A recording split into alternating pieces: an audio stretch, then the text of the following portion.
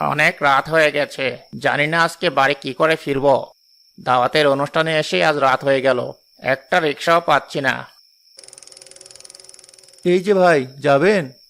হ্যাঁ হ্যাঁ, আমি নিশ্চয়ই যাব। এতক্ষণ তো রিক্সায় খুঁজে বেড়াচ্ছিলাম। আপনাকে পেয়ে গেলাম, ভালোই হয়েছে।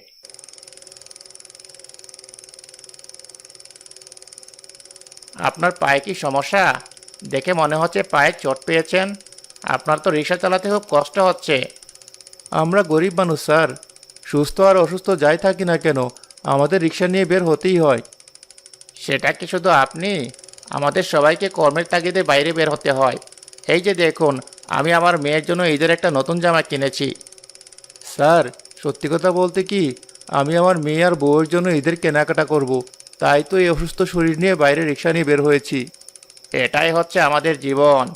পরিবারের মানুষকে খুশি করতে গিয়ে নিজের জীবন উৎসর্গ করতে হয়। আর এভাবে একদিন আমরা মরে যাব। এই তো, আমি চলে এসেছি। আমাকে সামনে নামিয়ে দিন।